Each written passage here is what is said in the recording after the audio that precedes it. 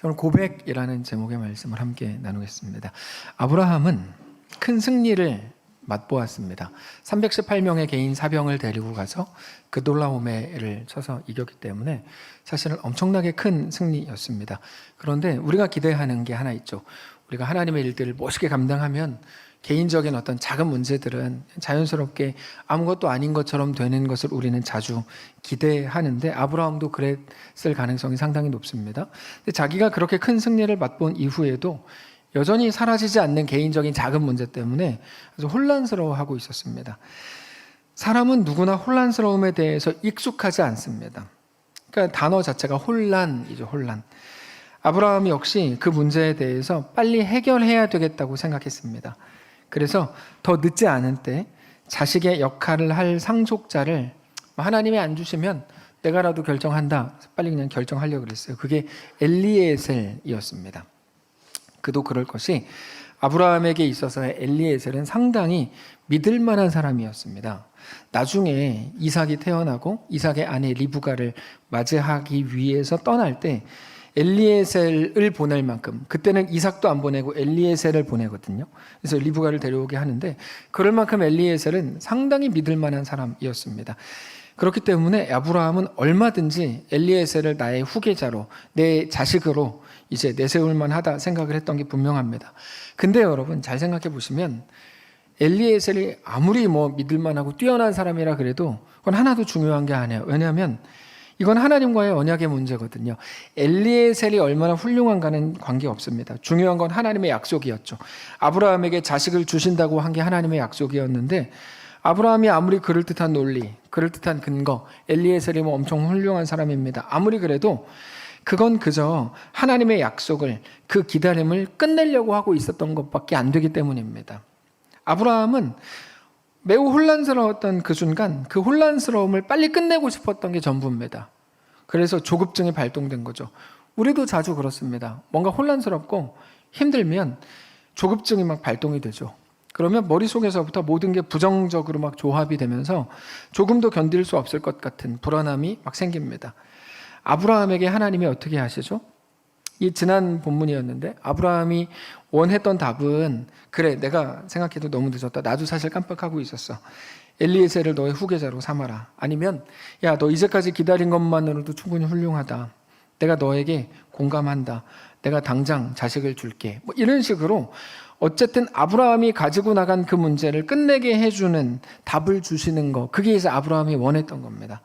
그러나 하나님은 그렇게 하시기는커녕 아브라함이 가졌던 혼란스러움, 그 답답함을 끝내지 말자고 하십니다.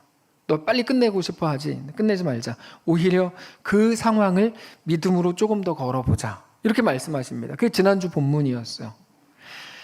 아브라함의 조급증에 대해서 하나님은 전혀 공감하시지 않는 것, 그게 지난주 본문이었습니다. 요즘에 한국 교회 많은 사람들은 공감하시네, 노래도 만들어가지고 이렇게 하는데 하나님은 그렇게 하시지 않으셨고 공감하시지 않는 것. 야, 너 힘들어하는 거 내가 안다. 근데 조금 더 걷자. 믿음으로 좀 더 걸어야 돼. 이렇게 하시는 게 하나님의 말씀이었습니다. 그래서 우리는 공감하시네 그런 노래는 안 부릅니다. 우리 교회에서는. 하나님에 대해 정확히 아는 노래들을 해야지 하나님의 마음도 아닌 거 그냥 자기들 마음에 맞다 그래서 막 하는 거 옳지 않습니다. 자, 어쨌든 그러면서 아브라함에게 찾아가셔서 하늘의 별을 보여주시면서 예전에 주셨던 약속을 다시 한번 주십니다. 우리는 이렇게 행하시는 하나님이 이해가 안 됩니다. 왜 이렇게 하시지 하나님이? 아니, 성도가 힘들어하면 거기에 대한 답을 주셔야지. 왜 답은 안 주시고 야, 조금 더 걷자. 왜 이렇게 하시냐 하는 거죠. 하나님은 왜 그렇게 합리적이지 않을까요? 하나님은 한 발자국만 뒤로 가서 양보해주면 하나님이 그럼 얼마나 좋습니까? 우리도 기도할 때마다 하나님, 야, 내가 양보할게. 얼마나 좋아요? 근데 하나님 그렇게 안 하시죠. 왜 그렇게 실용적으로 일하시지 않을까요? 상식적으로 그냥 자식을 주면 될 일입니다. 천지를 지으신 하나님이 그게 뭐 그렇게 어려운 일이라고 그걸 안 해줍니까? 근데도 그렇게 하시지 않고 굳이 다시 한번 약속을 주셨다는 거, 그거는 믿음으로 계속 걷기를 요구하시더라는 거죠. 아브라함은 혼란스러웠을 겁니다. 이해가 안 됐겠죠. 근데 바로 이거, 혼란스러움과 이해가 안 되는 어떤 상황이 있다면 그것은 우리에게 반드시 믿음을 요구하고 있는 중이라는 사실을 우리가 기억하셔야 됩니다. 여러분 막 혼란스러워요. 뭔지 모르겠어요. 그럴 때 있잖아요. 아까 장로님 기도하셨지만 우리가 가는 길이 좁은 길이고 좁은 문이라서 주변 사람들은 너 그거 잘못 가는 거 아니야? 라고 이야기하죠. 그럼 우리는 나도 잘못 가는 거 아닌가라고 우리도 모르게 생각해요. 근데 예수님의 십자가를 생각해 보세요. 예수님 십자가 지실 때 주변에 있는 모든 사람들, 특별히 수제자라고 알려진 베드로마저도 안 됩니다. 내가 십자가 막을 거예요. 막 이러고 나섰어요. 바울이 예루살렘 성에 올라가려고 할 때도 생각해 보세요. 주변에 있는 많은 사람들이 그거 나쁜 길이야. 너 거기 가면 고생해. 가지 마. 라고 이야기했어요. 심지어 스스로 기도하는 사람이라고 스스로 자부했던 사람들마저도 다 나와서 바울에게 예루살렘에 가지 못하도록 막았어요. 여러분, 우리에게 혼란스러움이 있을 때 여러분 꼭 기억하십시오. 그거는 뭐냐면 우리에게 그 순간 믿음을 요구하고 있는 중이라는 사실을 기억하셔야 돼요. 이거를 헷갈리고 잊어버리면 우리는 혼란스러움 앞에서 계속 무너지게 될 거예요. 계속 무너진다는 게 뭐냐면 타협한다는 말이거든요. 우리는 계속 그렇게 될 거야. 혼란스러움과 이해가 안 되는 상황은 우리에게 믿음을 요구하고 있는 중이다. 여러분, 이건 시스템입니다. 신앙 안에서 기억하시면 됩니다. 늘 말씀드리지만 믿음의 근거라고 하는 건 이해와 납득이 아닙니다. 주님, 내가 이해가 되면 할게요. 나를 설득하세요. 내가 납득이 되면 할게요. 그건 믿음이라고 부르는 게 아니에요. 이해되지 않을 때, 의아할 때, 그때는 하나님이 우리에게 믿음을 요구하고 계시기 때문에 우리가 이해되지 않는 거고 의아한 거예요. 그래서 믿음이라는 단어를 그때 쓰는 거죠. 보이지 않는 거예요. 믿음을 요구하시는 거죠. 다 보이고 다 이해되고 내가 다 알겠고 믿음이 뭐가 필요합니까? 믿음이 필요 없죠. 하나님은 우리를 그런 길로 이끄시지 않습니다. 이해되지 않고 이게 맞나? 의심이 되고 또 고민이 되고 하나님은 그때 우리에게 무엇을 요구하신다고요? 믿음을 요구하신다고요. 이것과 비슷한 사건이 누가복음에 기록되어 있습니다. 야이로라고 있습니다. 야이로. 회당장 야이로의 딸이 죽어가고 있었고 아버지 야이로, 회당장 야이로는 예수님께 빨리 달려가가지고 예수님 빨리 오셔서 내 딸을 고쳐주십시오. 이렇게 이제 간구합니다. 예수님께서 오케이 이렇게 하시고 예수님과 함께 야이로가 이제 그의 집으로 막 가는 거죠. 근데 예수님이 이상하게 너무 천천히 걸어요. 빨리 가야 되는데 천천히 걸어요. 그러다가 가던 길에서 만난 12년 된 혈루증 했던 여의사를 고쳐주시고 만나서 막 대화하시고 이러면서 왜 자꾸 예수님 시간을 끌지? 이런 생각이 들어요. 이해가 안 되는 거죠. 자, 여러분 이해가 안 되고 하여튼 혼란스러운 상황은 뭐라고요? 우리에게 믿음을 요구하는 순간이다 말씀을 드렸죠. 야이로가 이해가 안 되는 거예요. 왜 자꾸 시간을 끌지? 근데 실제로 예수님은 시간을 끄셨어요.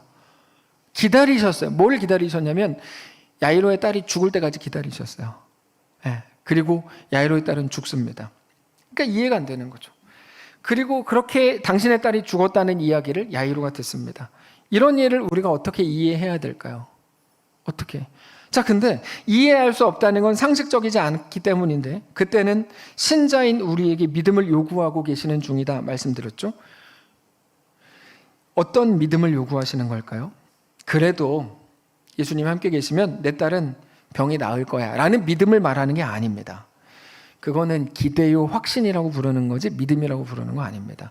하나님이 우리에게 요구하시는 믿음. 여러분 믿음은 두 가지라 그랬죠. 믿음에 반드시 필요한 거 하나, 믿음의 대상이 분명하다. 믿음의 대상은 오직 하나님이다. 상황이 아니다. 더 좋아질 거야. 긍정의 힘은 믿음이라고 부르는 게 아닙니다. 그건 조엘 오스틴이 만들어 놓은 못된 말입니다. 여러분 그건 믿음이 아닙니다. 그런 거에 속으시면 안 됩니다. 그래서 이상한 교회들을 자꾸 자기들끼리 기독교 서적 읽는다고 긍정의 힘 이런 거 읽고 그거는 부끄러운 거지 정상적으로 잘하는 게 아닙니다. 여러분 그거는 믿음이 아닙니다. 자, 내 딸이 결국 나을 거야. 그게 아니죠. 믿음은 오직 하나님을 믿는 거야. 하나님이 우리에게 요구하시는 믿음은 야, 너 그런 상황에서도 여전히 하나님이 가장 완전하신 분인 걸 믿느냐? 믿어야 된다. 이걸 요구하시는 거예요. 너 상황이 그렇게 힘겹고 아무것도 아닌 것 같고 도무지 아무것도 이루어질 수 없을 것 같은 상황에서도 모든 것을 합력하게 하여 하나님의 완전한 선을 이루실 그 하나님을 너 믿느냐? 너 믿어야 된다? 라고 요구하시는 겁니다. 그 순간 그 정황 속에서도 여전히 하나님을 믿어야 된다고 요구하시는 거예요. 너의 딸이 죽어가고 있고 아니 심지어 죽었음에도 여전히 하나님은 완전한 하나님이시고 너의 창조주고 너의 유일한 소망이고 너의 왕이고 너의 아버지이신 것을 믿느냐라고 그 상황이 우리에게 요구하고 있는 겁니다. 우리는 상황이 좋아지고 그럴듯하게 변화되는 것을 감사의 조건이라고 생각하지만 뭐 그럴 수도 있겠죠. 네, 아니에요. 우리 앞에 요단강이 있는데 그게 계속 넘질거리고 잔잔해지지 않아요. 홍해가 있어요. 그 상황에서 하나님은 우리에게 요구하세요. 야, 그 앞에서도 하나님은 너의 여전히 신실한 하나님이야. 너 그거 믿어야 돼. 결국에 그런 모든 상황과 어려운 정황들이, 우리의 모든 현실들이 우리에게 믿음 안에서 그걸 요구하고 있는 거예요. 뭐를? 너 이런 상황에서도 하나님이 너의 아버지이신 것을 믿느냐라고 묻고 있는 중입니다.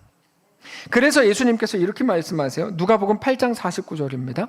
아직 말씀하실 때 회당장의 집에서 사람이 와서 말하되 당신의 딸이 죽었습니다. 그러니까 예수 선생님이 당신의 집에 올 필요가 없습니다. 선생님을 더 괴롭게 하지 마소서 하거늘 예수께서 들으시고 이르시되 뭐라 그러세요? 죽었으면 끝나는 건데 이렇게 얘기하세요. 두려워하지 말고 믿기만 하라. 뭐 하라는 거야? 갑자기 두려워하지 말고 믿기만 하면 죽었다니까요. 이렇게 묻는 거죠. 너 딸이 아팠을 때 내가 전능자인 거 믿어서 나한테 왔지. 딸이 죽은 그 순간에 내가 여전히 전능자인 거를 너는 믿어야 돼. 이렇게 말하는 겁니다. 예수님께서는 지금 야, 너 믿으면 딸이 살아나 이렇게 말씀하시는 거 아닙니다. 믿음은 딸을 살릴 조건이다 이렇게 말씀하시는 게 아닙니다. 성경은 정확히 그렇게 말하지 않아요. 믿음을 조건으로 쓰지 않아요. 성경은 여러분. 성경은 믿음을 조건으로 안 써요. 믿음은 더 좋은 거를 얻게 하는 조건이 아닙니다. 믿음은 뭡니까? 믿음은 그 자체로 우리가 가질 최고의 능력입니다. 믿음은 왜 능력입니까? 믿음은 그 길을 걷게 하는 능력입니다. 믿음이 없으면 그 길을 못 걷습니다. 그 길을 안 걸으시면 하나님을 기쁘시게 할 방법이 없습니다. 믿음은 그 길을 걷게 하고 그러므로 믿음이 아니면 하나님을 기쁘시게 하지 못합니다. 믿음은 하나님 안에 내가 거하고 있다고 하는 가장 강력한 유일한 증거입니다.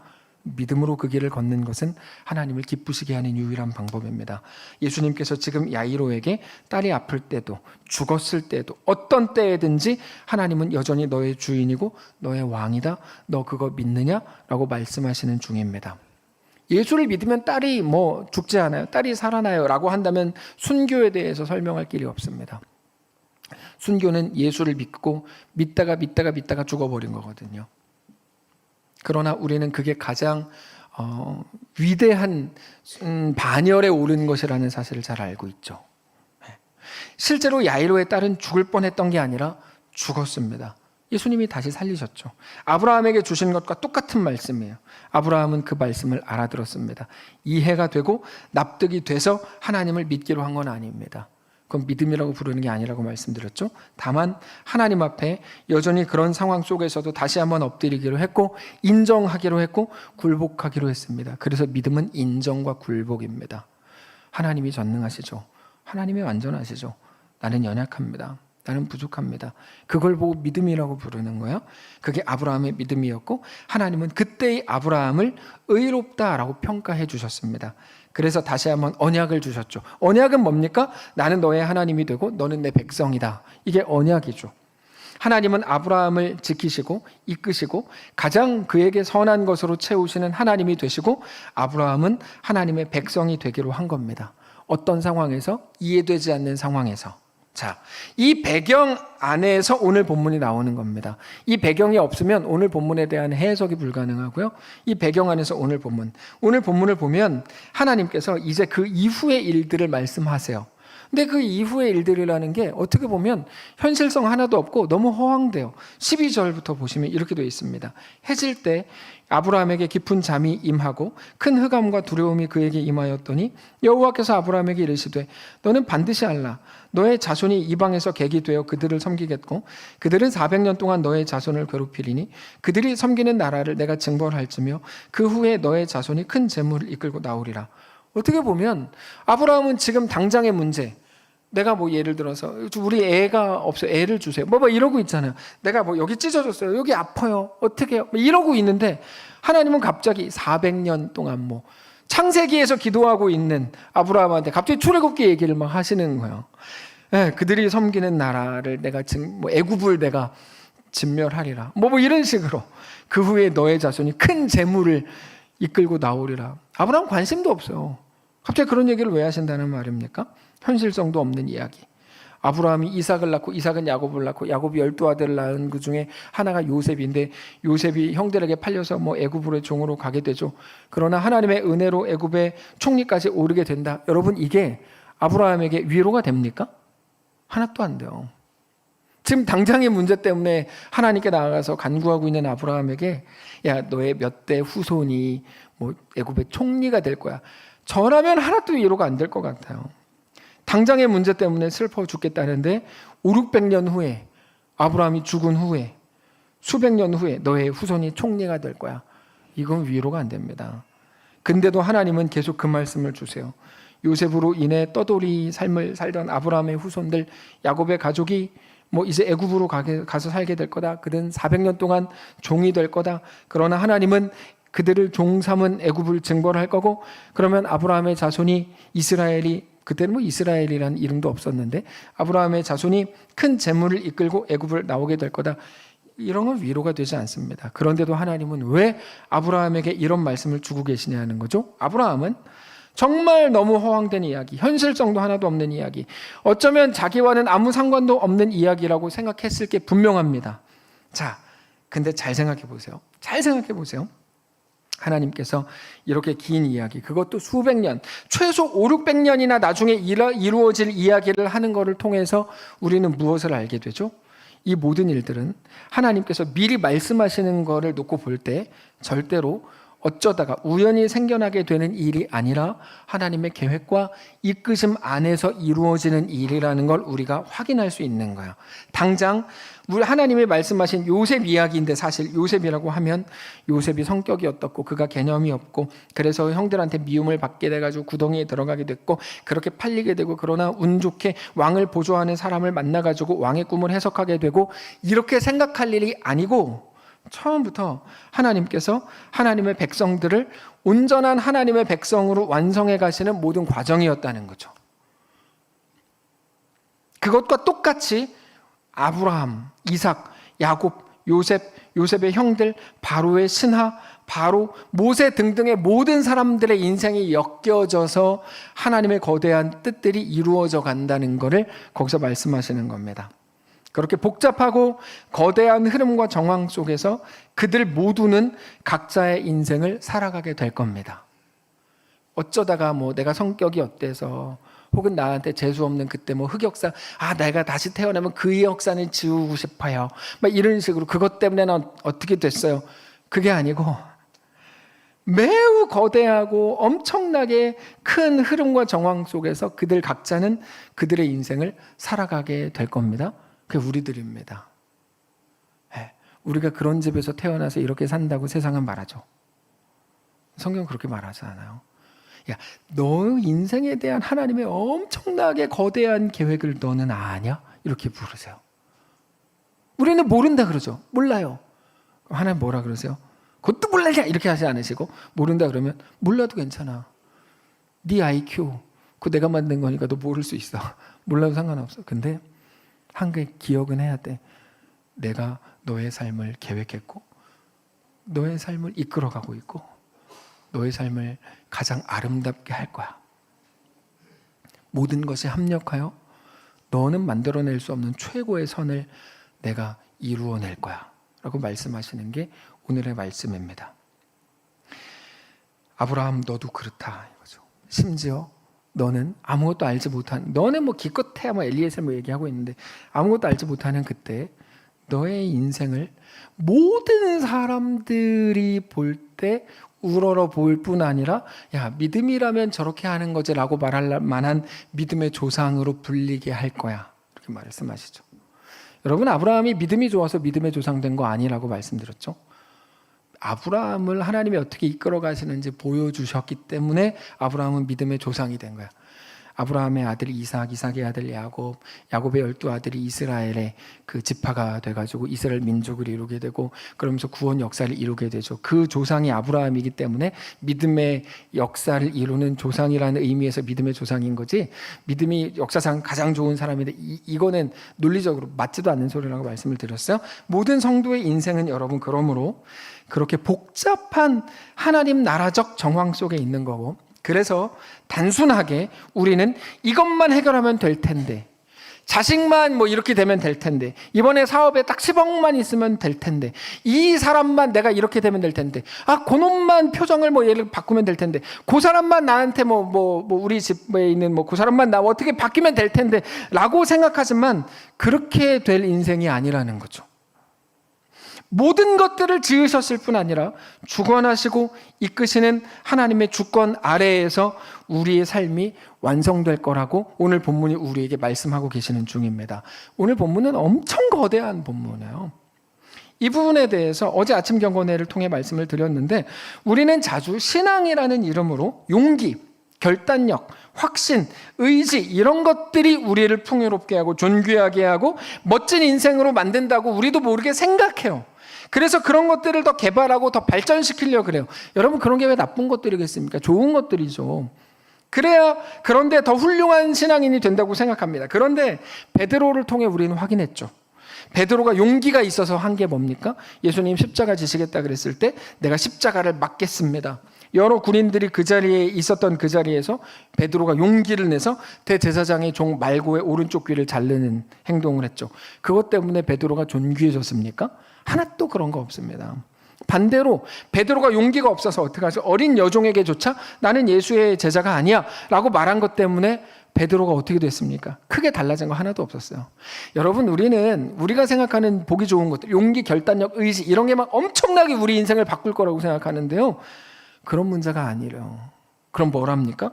베드로를 살리고 정말 존귀하게 하고 베드로를 가장 온전하게 하는 건 오직 하나님의 붙드심, 하나님의 주권적인 이끄심 뿐이었다고 어제 본문을 통해 말씀드렸죠. 우리 인생을 가장 존귀하고 놀랍게 하는 건 우리의 실력이 아니에요. 하나님의 이끄심이에요. 훗날 베드로는 그 하나님 앞에 엎드리게 되죠. 근데 사랑하는 성도 여러분, 오늘 우리의 삶도 완전히 그와 같을 겁니다. 오직 하나님의 주권 아래에서 하나님의 이끄심만이, 하나님의 개입과 임재만이 우리를 가장 풍성하게 하고 우리를 가장 존귀하게 하고 우리를 가장 아름답게 할 것을 믿으시기 바랍니다. 우리 삶은 우리가 만들어 나가지 않아요. 아브라함은 당장의 문제만 해결되면 되는 줄 알았어요. 그거 없애려고 하나님께 가서 딜을 하는데, 이거 빨리 끝내주세요, 이제 그만 좀 합시다 라고 말하고 있었지만, 하나님께서는 아브라함을 그저 한 인생 속에 갇힌 자가 아니고 하나님 나라의 거대한 흐름 한가운데로 초청하고 계셨고, 야, 너가 몰라서 그래, 내가 말해줄게, 내가 이루려고 하는 역사는 이런 거야, 너는 그 한가운데 있는 거야 라고 말하는 게 오늘 본문이고, 아브라함이 이해를 하든 못하든 아브라함을 하나님의 역사 속에 거하게 하실 작정이었다고 오늘 본문을 통해 우리에게 말하고 있는 겁니다. 그렇기 때문에 하나님께서 아브라함에게 하시는 오늘 본문의 이런 내용들은 절대로 간단한 내용이 아닌 겁니다. 그 이해 안에서 자기만의 혼란스러움과 답답함 한가운데 있었던 아브라함 역시 믿음으로 자신의 길을 그저 걷고 있었던 거죠. 그에게 그래도 여전히 문제가 남아있지 않습니까? 여러분, 하나님이 아무리 그렇게 말씀을 하셔도 아브라함이 바로 이삭 생긴 거 아니거든요. 아무 문제도 해결 못 받은 거 아닙니까? 그게 무슨 복이고 무슨 은혜고 그게 뭐 잘 사는 겁니까? 라고 묻는 것은 매우 모자른 겁니다. 설명을 제가 이렇게 핏대를 세워가지고 계속 길게 했음에도 불구하고 아무것도 모르는 사람들, 그래서 이삭은 한참 후에 생기는 이런 식으로 하면은 그거는 모자르다는 증거죠. 자, 늘 말씀드리지만 기독교 신앙은 내가 기도해서 원하는 걸 얻어내는 거 아닙니다. 그거는 기독교를 모독하는 겁니다. 기독교는 그런 거 아닙니다. 기독교 신앙에 대해서 내가 힘들어하는 일은 하나님이 면제시켜주고 원하는 거는 얻어내는 능력이나 기술이다, 이렇게 말하는 건 기독교의 하나님을 정말 모독하는 짓입니다. 우리는 우리를 지으시고 우리를 가장 완전한 하나님의 백성으로 완성해 가시는 하나님의 놀라운 이끄심이 너무 크고 거대하다는 것을 이제 인정해야 됩니다. 하나님은 우리 크기에 갇혀 계시지 않습니다. 하나님께서 아브라함에게 그런 말씀을 주신 후에 뭐라고 말씀하셨는지를 보면 우리는 정말 놀라게 됩니다. 하나님께서 막 거대한 역사를 쭉 말씀하셨잖아요. 그리고 나서 아브라함에게 이렇게 말씀하셨어요. 15절, 너는 장수하다가 평안히 조상에게로 돌아가 장사되면 그만이다. 이렇게 말씀하세요. 이게 놀라운 거예요. 내가 거대한 역사를 말해줬지만 그러나 너가 하는 거 아니다. 그거 너 혼자 다 하는 거 아니다. 너는 오늘 다만 너의 자리를 지키고 그 삶을 살면 된다. 그렇죠? 너는 장수하다가 평안히 조상에게로 돌아가면 된다. 무슨 말일까요? 이 모든 거 네가 하는 거 아니고 이 모든 거 내가 한다. 너가 조급증 때문에 속이 다 뒤집어진 것 같으니까 내가 말을 굳이 해주긴 했는데 이 모든 일은 너가 하는 거 아니다. 오직 내가 이룬다. 내가 전능한 하나님이다. 나는 온 세상을 지었고 다스릴 뿐 아니라 영원히 구원할 구원자다 라고 말씀하시는 중입니다. 이게 오늘 우리의 모든 현실 속에서 여전히 힘겨워하고 여러 가지 문제로 고개를 갸우뚱하고 있는 우리 모두에게 대한 하나님의 말씀인 것을 기억하실 수 있기를 바랍니다. 우리는 우리 혼자 하나님의 일을 다 책임질 수도 없고 하나님의 뜻을 알 수도 없고 헤아릴 수도 없습니다. 400년 동안 노예로 있고 아모리 족속의 죄악이 어떻고 아모리 족속이라는 것도 몰랐을지도 몰라요. 우리는 그것들을 알 수도 없고 우리가 어떻게 만들어갈 수도 없어요. 우리 어떠함으로 그것들을 달라지지도 않아요. 우리 삶은 나는 그저 그 속에 어떤 사람으로 서 있을까에 관한 겁니다. 무슨 말을 하면 우리가 못마땅해야 하는 어떤 정황들, 예를 들면 뭐 요즘에 얼마나 많은 사람들이 현실을 뭐 자책하고 또 얼마나 많이 욕을 합니까? 뭐 상황이 뭐 그렇다고 본인들을 느끼니까 그렇게 하는 거겠죠? 그런 상황에서 중요한 건 당신은 누구로 서 있을 거냐 하는 거예요. 그 속에서. 여러분 세상 바꾸려고 하지 마십시오. 여러분이 죽었다 깨나도 세상 못 바꿉니다. 세상을 무슨 수로 바꿔요? 그거 허황된 요구예요. 세상 바꾸려고 하지 마시고 그 속에서 신자가 되기를 애쓰십시오. 우리가 할 일은 그거예요. 자꾸만 내 교회들에서 막 세상 바꾸자 막 이렇게 이상한 걸 막 이렇게 막 그냥 머리에 집어넣으니까 사람들이 정상적인 삶을 못 살고 기독교인들이 허황된 삶만 막 사는 거죠. 정상적인 삶, 정황 속에서의 삶을 살아야죠. 네. 학생들, 뭐 특히 대학생들, 뭐 비전이 막 매일 어떻고, 뭐 세상 열방이 막 어떻고 그러니까 얘네가 다 정신 나가고 학점은 C, D 막 이렇게만 맞고 공부도 못하고 대학생들이 정상적으로 못 사는 거예요. 얘네가 왜 그걸 합니까? 거기 가서 공부를 해, 대학교를 갔으면. 자, 그만합시다. 고등학생들도 마찬가지예요. 예, 공부를 할 생각을 해야지. 고등학생은 공부는 안 하고. 저희 집 애한테 하는 얘기가 아니에요. 저희 집 애한테 하는 얘기가 아니고 모든 학생들한테 하는 얘기입니다. 하여튼 그렇습니다. 예. 여러분, 우리의 어떠함으로 세상이 달라지지 않아요. 우리는 우리에게 주어진 정황 속을 신자로 살아야 될 뿐이에요. 우리의 삶은 그 속에서 어떤 사람으로 서 있을까에 관한 것입니다. 거기서 좋은 사람으로 서 계십시오. 남들을 막 다 욕하고 다 죽을 것 같다 그러고 부정적인 막 그런 상황 속에서 좋은 사람으로 서십시오. 거기서 믿는 자로 서십시오. 거기에 신자로 계시고 성도로 서 있으십시오. 그게 우리의 인생입니다. 결국에 우리 앞에 있는 모든 정황은 우리에게 무엇을 요구하냐면 고백을 요구합니다. 어떤 고백이요? 하나님, 이곳에서도 하나님이 나의 주인입니다. 하나님이 나의 왕입니다. 이곳에서도 나는 신실하신 하나님을 신뢰합니다. 주님을 사랑합니다라고 고백하게 되시길 바라요. 우리의 모든 정황은 우리에게 그것을 요구하고 있는 중에 어떤 고백을 할 것인가. 다만 우리에게 주어진 모든 정황 속에서 하나님의 역사의 극히 작은 일부를 우리 인생이라는 이름으로 한 조각 그렇게 담당하고 있는 것이라는 사실을 우리가 기억하셔야 돼요. 아까 예배 전에 임혜진 집사님 일기가 그랬죠.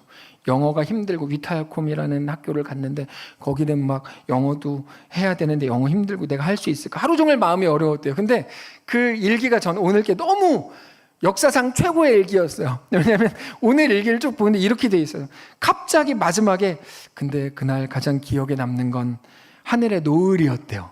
얘가 또 뭐 하고 있는 건가? 저 그 생각했어요. 일기 보면서 하루 종일 뭐 마음이 어떻고 막 내가 잘할 수 있을까? 내가 여기 왜 온 걸까? 나보다 더 잘하는 사람이 와야 되는 게 아닌가? 막 이렇게 했다고 하면서 마지막에 그날 하늘이 너무 예뻤다. 그래서 얘는 또 뭐 하려고 그러나 생각했는데 그러면서 이렇게 고백해요.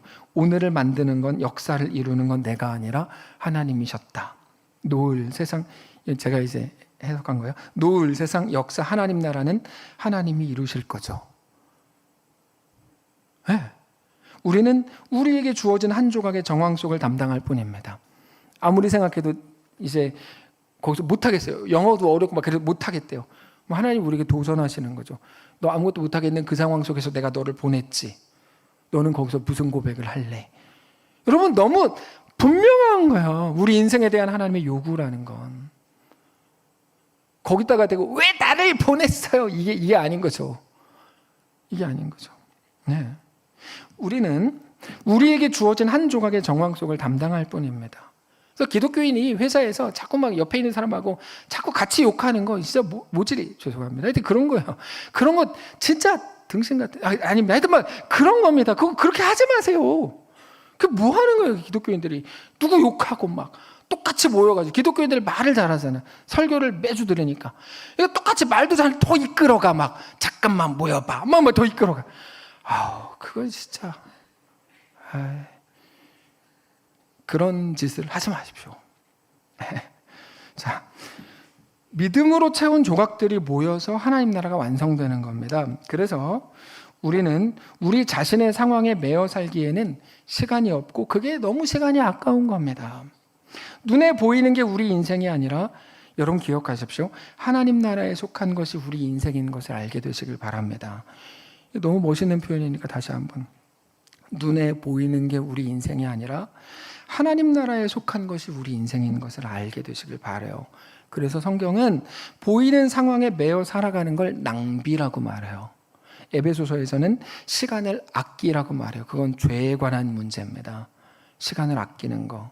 보이는 상황에 매여 사는 건 죄라고 말하는 거야. 그런 성경적인 이유 아래에서 얼마 전에 자신의 생업을 잠시 중단하고 하나님 나라에 동참하겠다고 건축팀으로 다녀왔던 6명의 성도들, 아우니치를 위해 헌신했던 성도들, 긴급기도 요청이 오면 간절함과 안타까움으로 그 자리에서 모든 것들을 멈추고 그들에게 연락하고 찾아가고 그들을 위해 기도하고 그렇게 자신을 내어놓는 성도들. 여러분, 황한수 집사님이 처음에 몇 년 전에 수술했을 때 저한테 이렇게 얘기했어요. 목사님, 제가 수술 끝나자마자 제일 먼저 저에게 병문안 오신 분이 김혜삼 집사님이셨어요. 저는 그 집사님을 잊을 수가 없어요. 계속 얘기해요. 저도 김혜삼 집사님 볼 때마다 계속 생각나요. 한수가 그렇게 얘기했는데 너무 감사해요. 여러분, 존귀함이라는 게 뭐라고 생각하십니까? 그런 게 존귀함인 거야. 알아주지 않는 한 걸음이라도 믿음으로 살아보려고 애쓰는 성도들의 삶이 존귀한 겁니다. 세상 바꾸려고 하지 마십시오. 바뀌지도 않습니다. 그건 우리에게 대한 하나님의 뜻이 아닙니다. 우리에게 대한 하나님의 뜻은 뭐냐면 우리가 있는 그 상황 속에서 그 자리를 신자로 살아가는 거죠. 그게 의로운 겁니다. 사랑하는 성도 여러분, 말씀을 정리하겠습니다. 오늘 이 말씀으로 우리 삶을 돌아보시고 점검하실 수 있기를 바랍니다. 어떤 상황인지가 아닙니다. 그 속에서의 고백에만 집중하십시오. 고백에. 무슨 고백이요? 하나님 전능하신 나의 하나님입니다. 난 하나님을 믿습니다. 그러니까 나에게 5억을 주십시오가 아니고 하나님 전능하신 하나님 나의 왕이십니다. 하나님 나의 전부입니다. 우리의 모든 정황은 우리에게 그 고백을 지금도 도전하고 있는 중입니다. 네? 그 속에서 하루라도 빨리 지나가고 싶은 건 인지상정이겠죠. 그러나 이제는 하루라도 빨리 도망치고 싶은 그것보다 오히려 그 속에서 어떤 고백을 할 것인지를 고민하십시오. 지금 당장의 시간과 정황에 갇혀서 나의 작은 문제, 당장의 이익이나 손해로 우리 삶을 보고 그렇게 살아가는 건 매우 어리석은 일입니다. 내 자신이 누군지, 우리의 주인 아버지 하나님은 누구신지를 전혀 모르는 것이기 때문입니다. 우리 삶을 하나님 나라적 관점으로 바라보시고 지금보다 더 거대한 하나님 나라의 역사 속에서 바라보실 수 있기를 바랍니다. 매 순간 하나님 나라로 그렇게 초대하신 하나님 앞에 이제는 엎드리시고 주님, 내가 여기 있습니다. 나를 이끌어 주시고 나를 다스려 주십시오라고 고백하십시오. 그렇게 우리의 매일의 시간들이 하나님께 속한 삶으로, 하나님과 그렇게 믿음으로 동행하는 거룩한 날들 되시기를 주님 이름으로 축복합니다. 자, 찬양팀 모두 나오셔서 아까 했던 그 찬양을 함께 하겠습니다. 내 영혼 지치고 피곤할 때, 근심 걱정 내 맘 짓누를 때, 난 잠잠히 주님을 기다리네. 주님 내 곁에 오실 때까지.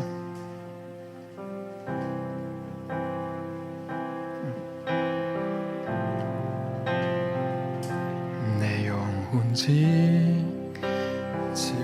피곤할 때에, 근심 걱정 내 맘 짓누를 때, 난 잠잠히 주님을 기다리네. 주님 내 곁에 오실 때까지. 아리를 켜 산 위에 세우네. 거친 바다 위 걷게 하시네. 주만 의지할 때 강한 주의 크신 능력 내게 부어주시네.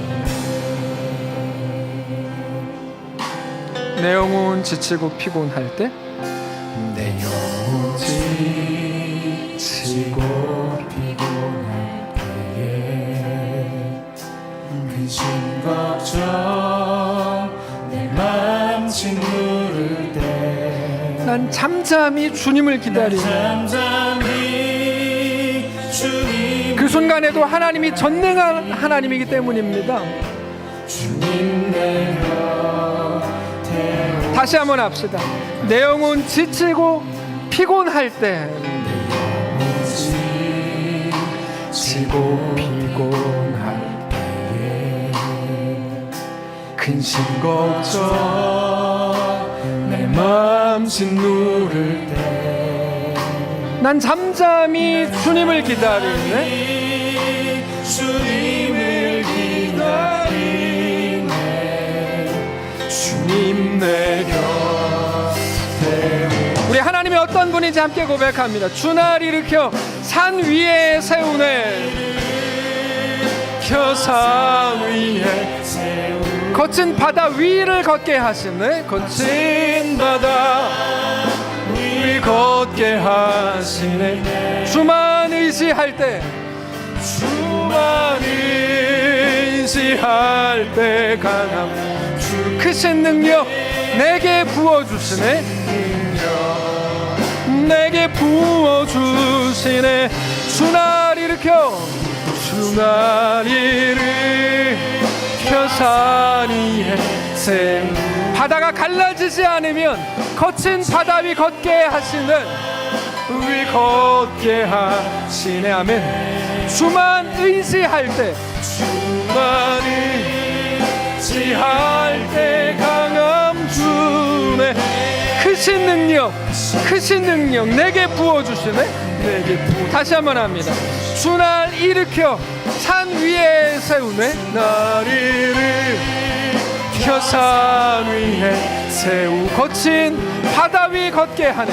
거친 바다 위 걷게 하시네. 주만 의지할 때, 주만 의지할 때 강함 주 크신 능력 내게 부어주시네. 이렇게 고백합시다. 거친 파도 날 향해 와도, 거친 파도 날 향해 와도, 주와 함께, 주와 함께 날아오르리. 폭풍 가운데 나의 영혼 잠잠하게, 잠잠하게 주를 보리라. 거친 파도, 거친 파도 날 향해 우리 눈 감고 고백합시다. 주와 함께 날아오르리. 주와 함께 날아오르리. 폭풍 가운데 나의 영혼, 나의 영혼 잠잠하게 주를 보리라. 잠잠하게 주를 보리라. 폭풍 가운데 나의 영혼 잠잠하게 주를 보리라. 잠잠하게 주를 보리라. 다시 한번 합니다. 폭풍 가운데 나의 영혼, 폭풍 가운데 나의 영혼 잠잠하게 주를 보리라. 잠잠하게 주를. 이게 오늘 우리에게 주신 메시지입니다. 다시 한번 합시다.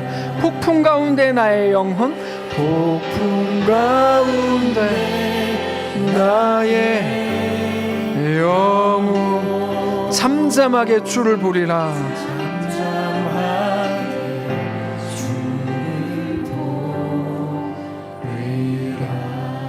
그렇습니다. 하나님, 개인적인 문제로 폭풍이 막 휘몰아치고 어떻게 해야 될지 모르겠고 마음에 조급증이 막 올라와가지고 울렁거리고 속상하고 막 아프고 힘들고 그 한가운데에서 너는 나 여호와를 바라보라. 여전히 내가 거기서도 너의 하나님이다. 하나님, 우리 딸이 죽어가는데 왜 저렇게 천천히 일하십니까? 야, 그때도 나는 너의 하나님인 것을 게을리한 적 없다. 두고 봐라. 내가 너를 지었다. 내가 너를 만들었다. 내가 너에 대한 완벽한 계획을 가지고 있다. 이 모든 것들, 네가 막 지우고 싶다고 말하는 그 모든 것들이 합력하여 가장 완전한 선을 이룰 거다.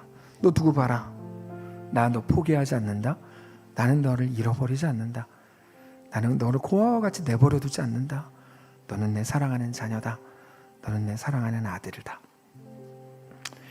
사랑하는 하나님, 그 말씀을 오늘 우리가 가슴으로 듣기를 원합니다. 우리도 아브라함과 같습니다. 그래서 여러 가지 어려움 때문에 복잡합니다. 폭풍 가운데 있는 것 같습니다. 그 속에서 잠잠하게 주님을 바라보기를 원합니다. 함께 하옵소서. 성령으로 붙들어 주옵소서.